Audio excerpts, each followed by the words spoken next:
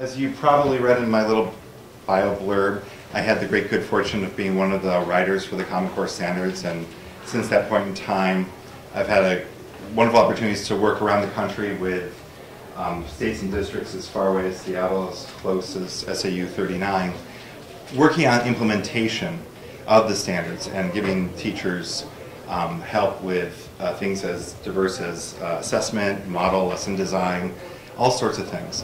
But in my work, I come at this work through the prism of being both a classroom teacher and a parent. I have a 3-year-old at home, another one on the way, and it's really important for me that I want to support public education as a product of public education to have my daughter grow up in a literate society. And the efforts and the things that we'll be working today doing come out of that background as a teacher. We spend a lot of time sometimes listening to folks, and I'm not at all anything to look at. And so we're going to be working today, working with the standards in hand to see if we can understand how they are designed and how they can be used by teachers. So we actually have an understanding of what they're actually doing. They came in a packet you should have in hand. And I'd love to just work with you for the next 45 minutes, having you engage with the standards, and then we can talk at the end or continue a conversation later about what that might feel like.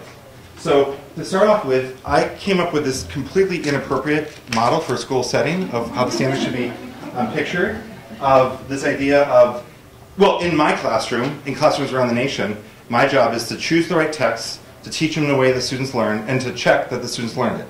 That's what we do as teachers. That's what any good set of standards would help us accomplish. So today, I just want to take a little bit of your time and talk to you about each of those 3 areas, and to understand how the standards talk about choosing text, how the standards talk about teaching text, and how the standards might even talk about assessing text, or what they would look for in an assessment model that way. And so, to start, I thought we'd pull out the standards. If you flip forward in your packet, you can see I've actually included just a copy of the Anchor standards for reading. This is the very first set of standards. In fact, the very first standard is standard number 1. I thought we could start today by reading standard number 1 and then talking to the person next to us for just a minute about what leaps out at you at the very first standard for the Common Core standards. Okay? Just standard number 1 at the top of the page, the one that begins, well, right underneath key ideas and details. Number 1. Okay? Take a second, read it, and then turn to a partner, please. Really. Let's talk about the standards. Page 2, right? No, page 1. Right here, and you want us to read that, or you want us to read the key? Just number 1. Key ideas and details. The Anchor standards.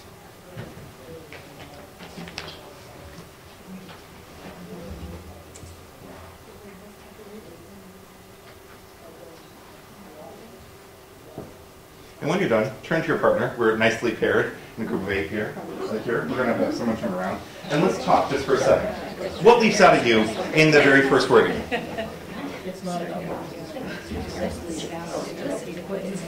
Comes out of it.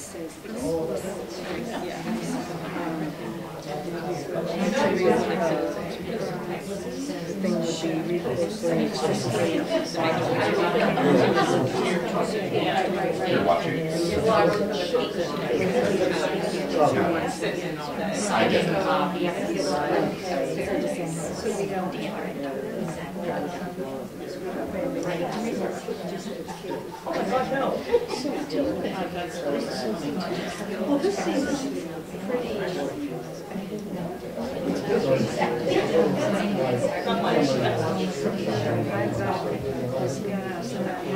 When we started this process, we were informed by many documents, many state standards, many international standards, but we also had a blank slate.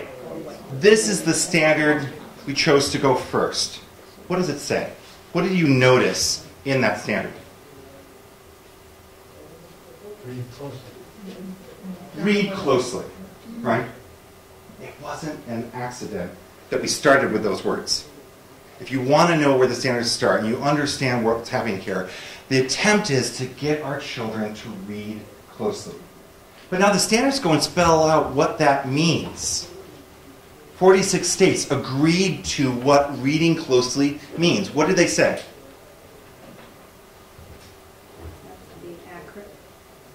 have to be accurate, right? You have to be able to tell exactly what's there. But you have to make logical inferences. You have to go beyond just the words into the inferences, but use the textual data to back up what your conclusions are. It's really important that the standards aren't seen as a right there exercise where you open the book and you tell me what's right there, but you also are able to take the meaning of the text and make inferences out of that. Out of that comes real meaning. That's the work of the standards, to go and help students read closely and make inferences out of what they read. And our goal today as we work together, I'm going to hold us to this standard. If we want our kids to do this, I think we should do this. So let's, in all the reading that we do for the rest of the day, let's read closely, see what it really says, but be willing to make inferences out of that. Now these are the anchor standards, just so we understand a bit of design principle here. These are the 10 anchor standards against which all the grade level standards, which if you turn the page you can see a copy of, for like, I picked out 9th and 10th just because I happened to be in high school, that are tied to that. And so each of those anchor standards are dialed back for each grade level and then progress forward in terms of level of difficulty forward. Right? There's a one-to-one correspondence in terms of the design such that you can go and find the anchor standard, how it's being held accountable at each level. Now I thought it would be just useful, since again, I don't think we spend enough time just reading the standards themselves, to actually look at a former New Hampshire standard and one of the new ones. I could have done this with anyone. I happen to be reading Julius Caesar right now, so I'm thinking about character. Right? So I took the character standard from New Hampshire and took the character standard from the new standards, the Common Core standards, and just put them up here. Right? The old standard in New Hampshire said, demonstrate initial understanding of elements of literary text by identifying, describing, and making predictions about the character, or setting, or problem solution, or plots or subplots appropriate to text, or identifying any significant changes in character relationships or setting over time, or identifying rising action, climax, or falling action. There is, I think, a wealth of right there type of activities there, and the idea of making a prediction as to find out whether it turns out true or false. You'd have to read to find out, but that prediction isn't necessarily rooted in the text. The standard that replaces that in the Common Core standards uses verbs like analyze, or develop, interact, advance. It asks students to not just identify, but then pull that identification together and make that inference. Right? To show how that inference develops, pushes the plot forward, pushes the setting forward, advances our understanding that way. Right? We sometimes hear that the standards aren't rigorous enough. And I think sometimes that happens without actually having the standards in front of us. And say what you want, there is something about cleanliness and the cleanness about understanding the purpose of that as a teacher, about getting my students to analyze, whereas there is an awful lot of things to do right here that makes it sometimes challenging to process. Right? So we'll be looking at these standards today and working with this version of the standards, but I think it's useful to have that as a background. Now I promised you we'd be talking about 3 things today. The first thing that I'd like to talk to you about is the text selection process, how the Common Core views text complexity. If you look actually back on the anchor standards at standard number 10, you'll see that it says, well, it says what? Do we have any good speaking voices today? You've been listening a lot. Please. Read and comprehend complex literary and informational text independently and proficiently. That's where we're getting them to head, independently and proficiently. The crux, of course, is to understand what is meant by complex text. So I thought I would put a complex text in front of you and ask you to tell me, how complex is it? Right? I've chosen a text that were maybe out of our comfort zone. I've chosen a text from science. I'd like you to read a paragraph from Zooanthesis. Right? Here it is. Here's a paragraph. Read it. Turn to a partner. How complex is it? What grade does this belong to? Right? Where should we be teaching this text?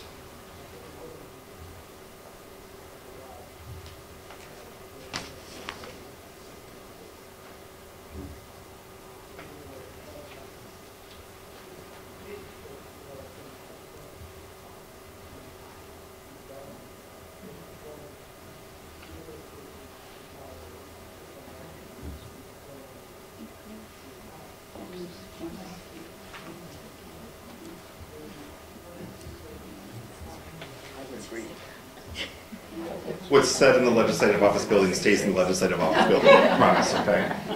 No, this is a public meeting, really. Don't take that the wrong way. We had six. Six. Six? That's what we said too. I said 20 years ago it would have been 10. I bet it's 6 now. Right. In terms of where you think it belongs, 2. 2, 12, third, right? And please understand, right? We're all competent readers in the room. Reasonable people could disagree between 3rd grade and 6th grade, 8th grade about what this is. And this is what we've been doing for the past 40 years in American education. We've been sitting around the table saying, well, I've got a unit on this stuff coming up, and I teach biology. It's always been taught in the 9th grade, so that's where it's going to go. Without any kind of a sense of whether it's appropriately complex for the students at that grade. It's just been a gut check, right? Sometimes it works out. Right? Sometimes it's like, oh, Scarlet Letter. We've been teaching Scarlet Letter in 10th grade for time immemorial. And it turns out, from a text complexity analysis point, that's a good fit for it. But not always. And if you turn the page, I had the chance to work on the appendices of all the research that goes into that. Not many legislators have the time to go read Appendix A, but the 20 or so pages on text complexity I've reduced here to a page for you.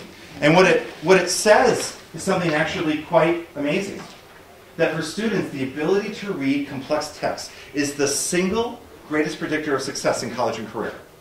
That the kind of careers that get students health care, right? That get students well-paying jobs, that be able to pay their mortgage, to be able to enter into just entry-level college discussions without having to take remedial classes, would be able to graduate in 4 years' time without dropping out. The greatest measure of that is text complexity. And yet, in our textbooks, and in what we've been giving kids over the past 40 years, the complexity has decreased significantly. Sentences are literally shorter. The vocabulary is literally simpler. And we're at a place in time where our kids are graduating, reading 2 to 4 grade levels below what they need to be able to read by the time they get into the entry-level workforce or freshman year of college. And so the Common Core wants to readjust that such that we can make a calculated determination about just how complex that passage is instead of using our gut. Now there's a 3-step process that the research says you can turn to. The first step is to use a computer, because there are certain things that a computer can tell you that the naked eye can't. You can take that passage from Suanthus Hills, go to a computer and plug it in, and it will churn out a number that's a synthesis of different measures like word length, word complexity, sentence length of the passage, those sorts of things. Of course, what the computers can't tell you is what the passage is about. They can tell you all the numerical things about it, but they can't tell you how to make meaning out of that passage. That still requires a professional educator to go in there and make judgments about the qualitative measures, about the knowledge demands, about the demands about language, about text structure. This is really an important feature, a role to do that. And the third feature that the research says is that, you know what? Not all texts are the same in all communities. These are not national standards. And so different communities are going to read and interpret text differently. Without a doubt, in the last 50 years, probably the most well-read and beloved text in America arguably is To Kill a Mockingbird. Right? Its 50th anniversary just recently. Wonderful text. But the truth is, in teaching To Kill a Mockingbird, you have to talk about violence against women. You have to talk about rape. And different communities have different standards about when is the right time to talk about that.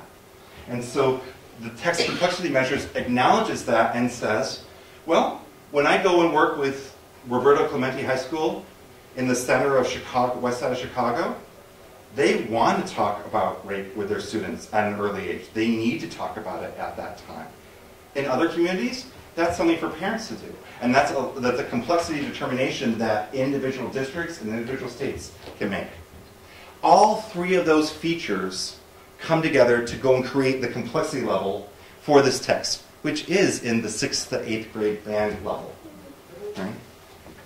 And we can give teachers handouts, worksheets like this, a text complexity analysis worksheet that empowers them to take their texts, to do the 3-step process, and to determine, not just because of time memorial that we've been teaching this text there, but what's the appropriate text to challenge the student at the appropriate level. That's an incredible win for a teacher. I know that I'm appropriately challenging my students and moving them on a path towards that 10th standard for independent reading, for the reading that they need to do in college.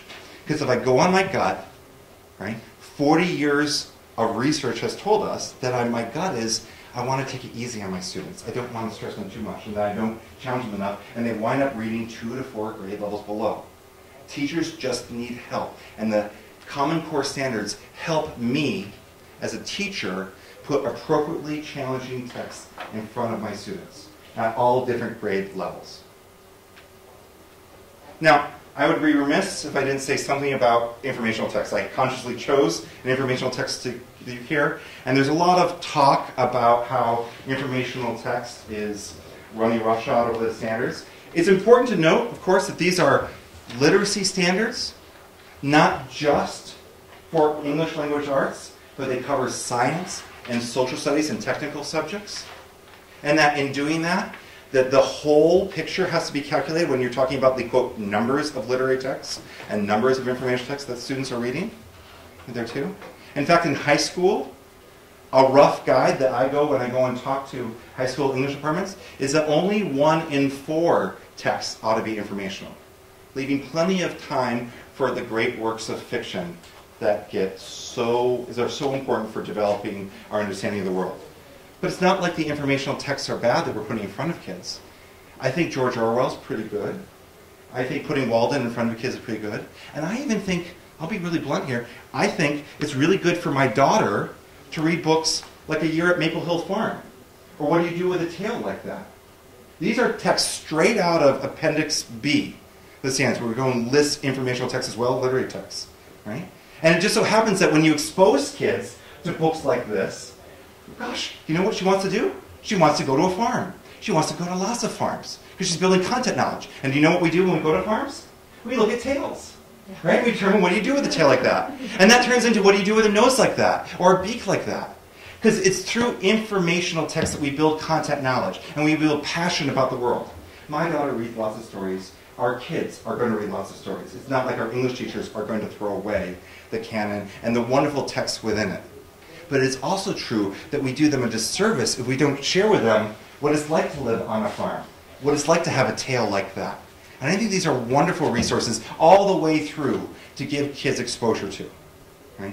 I want to change the conversation about informational text to stop being down to the defensive and saying they need informational text. Right? My daughter does.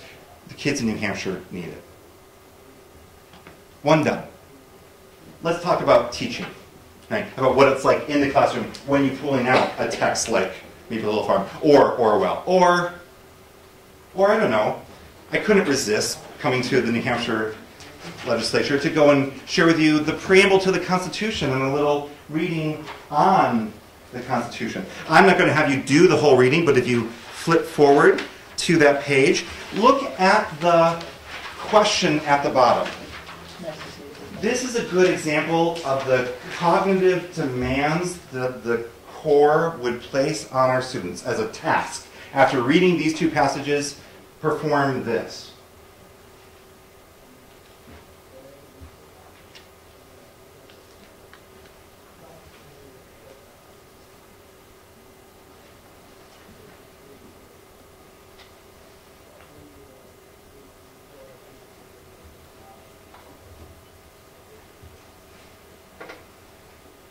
Now, it just so happens that there's real meaning and heft to a prompt that says most relevant and sufficient. Because although there is no evidence at all for one of those prompts, there is evidence for the other three. And only a student who can read closely and determine the body of evidence that weighs most heavily in favor of one of these prompts can actually answer a question like that correctly. Can actually say what is the main point of the passage. We've got to equip our kids for doing this. And here, right now, I'm going to show you how the Common Core does it, how the Common Core talks about teaching close reading. Right? Again, a huge body of research in Appendix A about close reading and about how it performs, summed up for you. Nighttime reading at your bedtime. If you guys are night owls because you're staying up for the Red Sox games. This is my Red Sox rally beard. I am generally trimmer than that, but than this. I thought about trimming. I was like, no, it worked last night. Can't do it. Sorry. Not disrespectful, just right. Close reading looks at the text and watches how the text unfolds by asking text-dependent questions about it. Asking questions that focus in on the text and not privileging background knowledge. By asking simply, what do the words on the page say and mean? And determining whether or not the students actually understand that. Right? It gives students a reason for interesting because you actually unpack and discover what it actually says. Instead of being told by the teacher, oh, what you're about to read is all about this, we actually let the students discover it. And in questioning them, discover how much they've learned and how much they haven't. Now, I don't want to put you on the spot, but I'd like you to do some close reading. And to level the playing field, I thought we would read just the first 3 paragraphs of Alice in Wonderland. Okay? Just so we're all on the same page. Go ahead and take a look at those first 3 paragraphs, just for a second.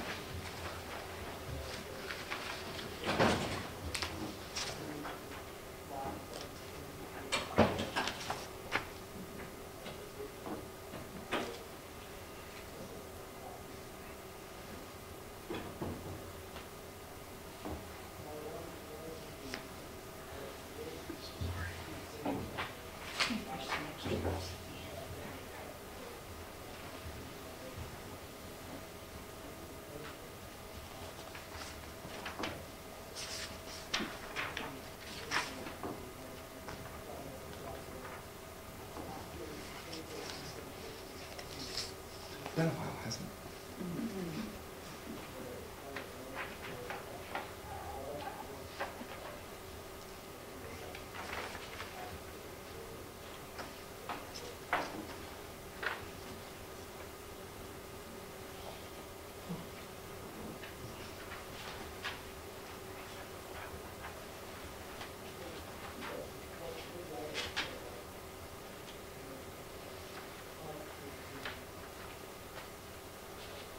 Now, the idea of close reading would be to channel students' focus back onto the text by asking them text-dependent questions. Questions that force them to do what standard number 1 says. Find out what's literally there and make inferences out of what's there. Right? To find it there. So I've gone on that sheet, the text-dependent sheet. I'm going to project them up here too. A set of non-text-dependent questions and a set of text-dependent questions. And it's on that front sheet of this two. Would you turn to your partner and identify one similarity and one difference between the sets? Within the sets. What makes a text-dependent question text-dependent?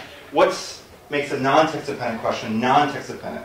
What's the similarities and differences between them? If this is close reading, well, what is that? And here's the kinds of questions you can look at as samples about what you just read. This one says, in the text, we have text and reason.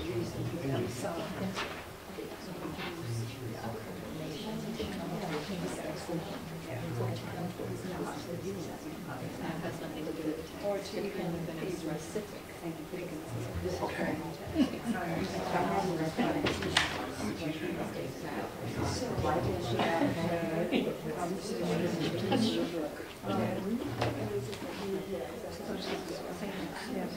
I guess I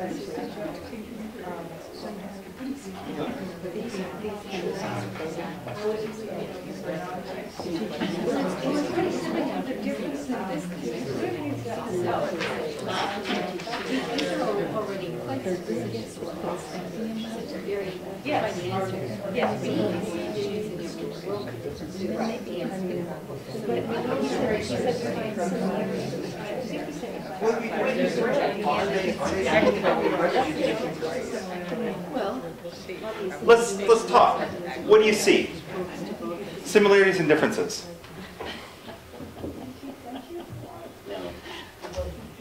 I'm a classroom teacher too. I'm very comfortable with wait time.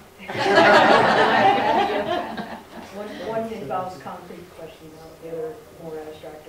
Which is which? Let's start with that idea. Text dependent are very concrete questions that you could. I would agree about like what kind of books does Alice find useful is concrete. But I actually think the third question is inferential.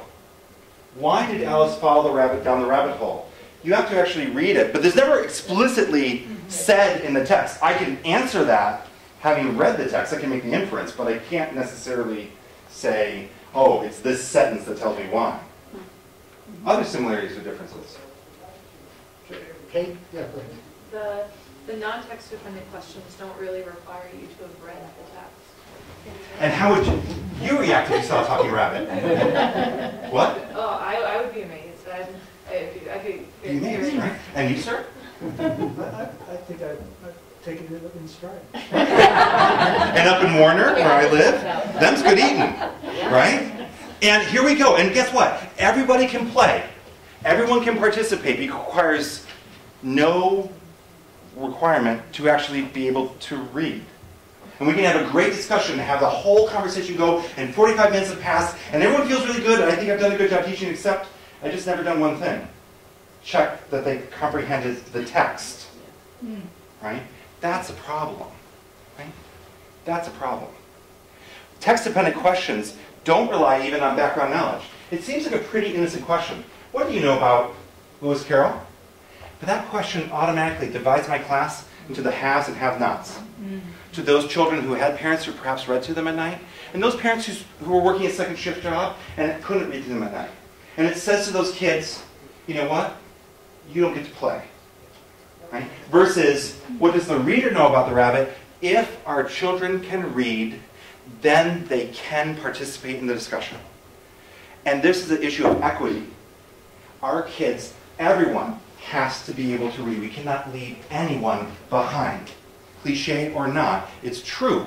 And asking text-dependent questions doesn't leave them behind, because if they can read, well, then they can participate.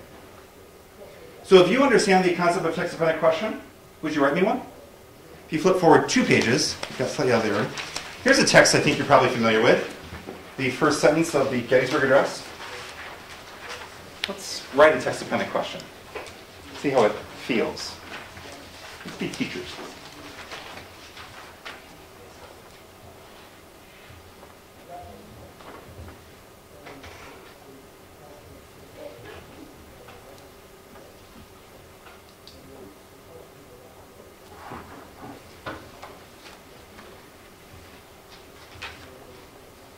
You can do a right there question, or you can do an inference. But make it text dependent.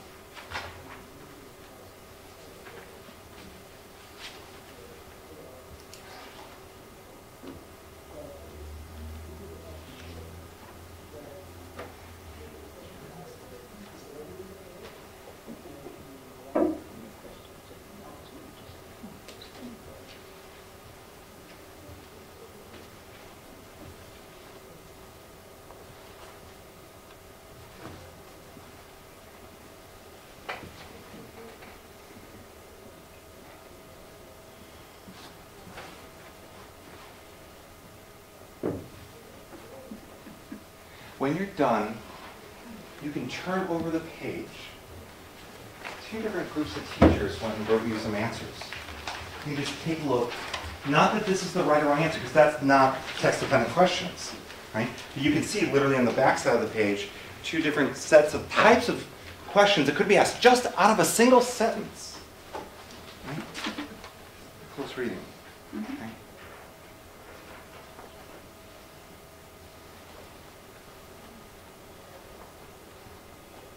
And some remarks below from me about, well, good, getting closer, and just nuancing that.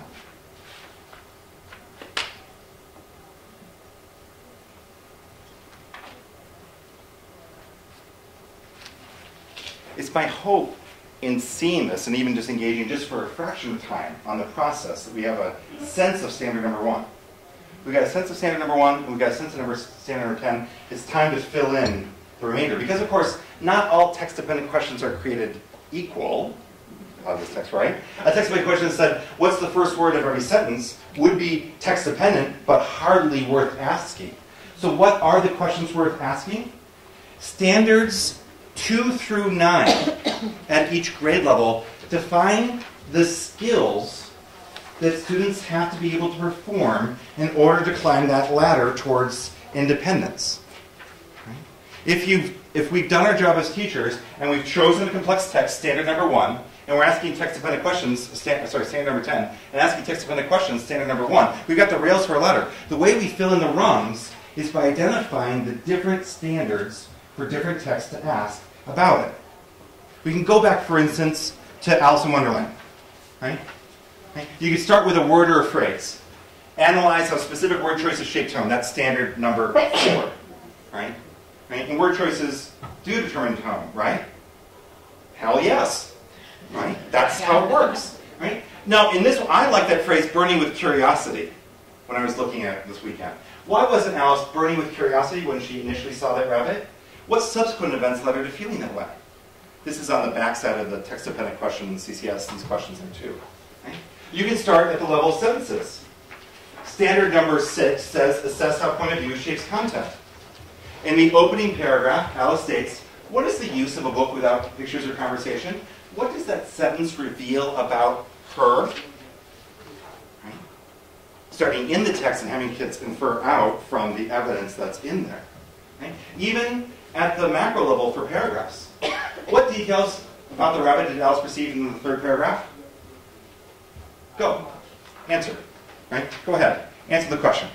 Right? I'll give you 90 seconds. Can you tell me what details she perceived in the 3rd paragraph? Right? That's incorrect.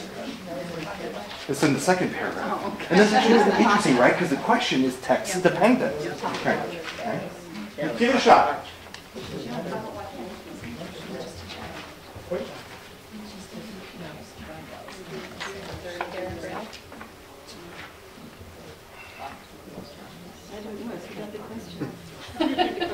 What details about the rabbit did Alice perceive in the 3rd paragraph?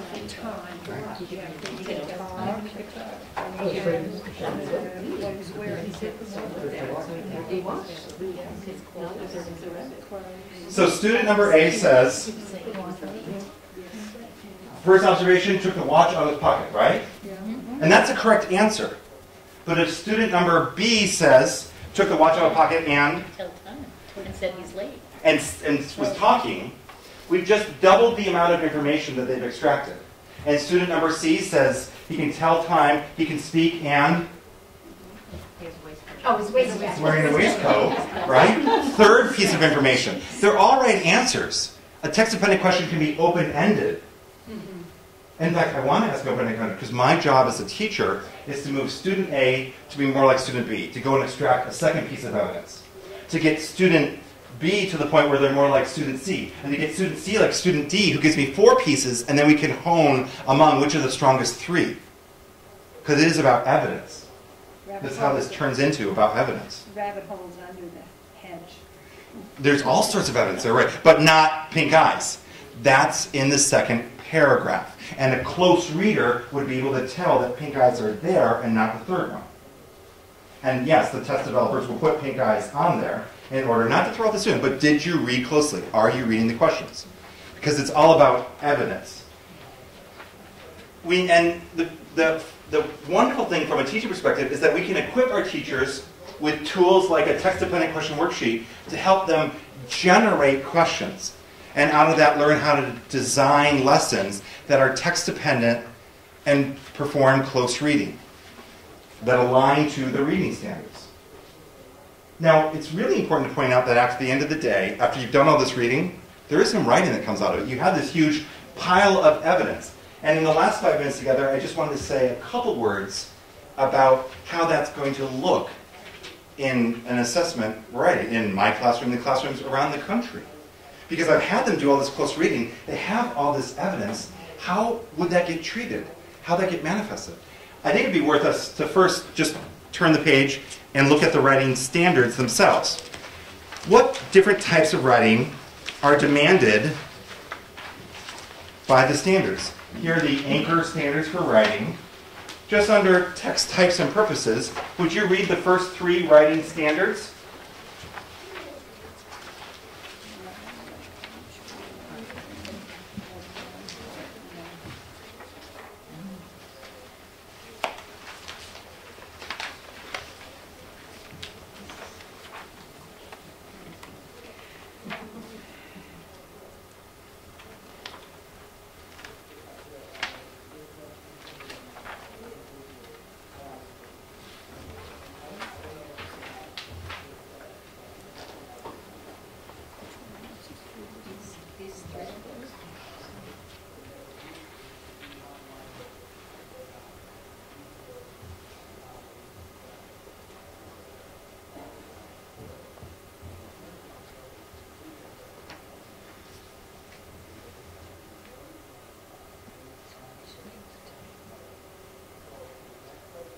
What kind of writing has to happen?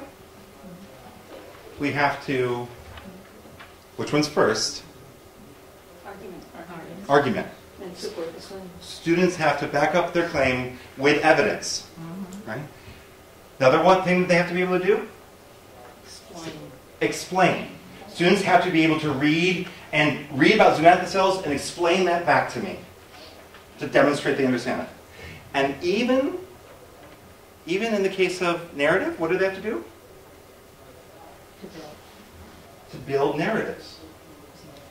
And I thought I would show you 3 examples of different kinds of assessments that could be built out of standard like this that puts a high priority on the idea of evidence. Because evidence is central to that reading task. Right?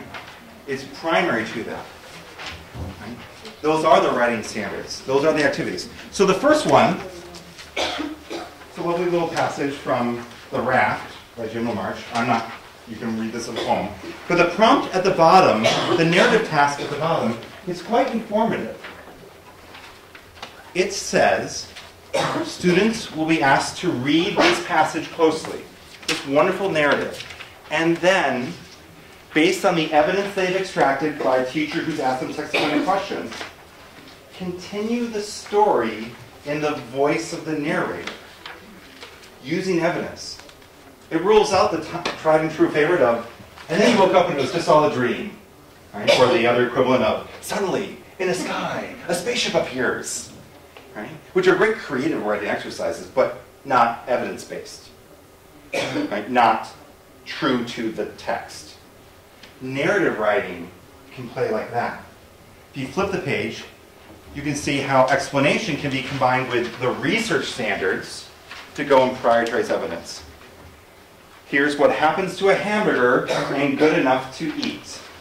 You can combine those 2 readings, because reading standard number 9 says you have to be able to synthesize 2 or more texts and produce an understanding of the digestive system.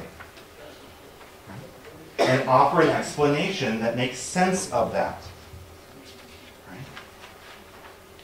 Now I know the last speaker stole my thunder and asking you about Robert Frost, but I'm giving you the poem. Right? It would be wrong not to end a session with legislators not talking about New Hampshire's Native Son poet. Now, look at the prompt. Let's spend a little time with this one, just in our last minute together. While reading Frost, The Road Less Traveled, students should note key events and details within the poem that inform the conclusion the narrator draws about her experience in the wood. After introducing their perspective, students should share a claim about the point of view of the voice of the poem and support it using details they have selected from the text. Successful essays will include linking words that connect reasons and evidence to the claim, as well as convey a sense of closure.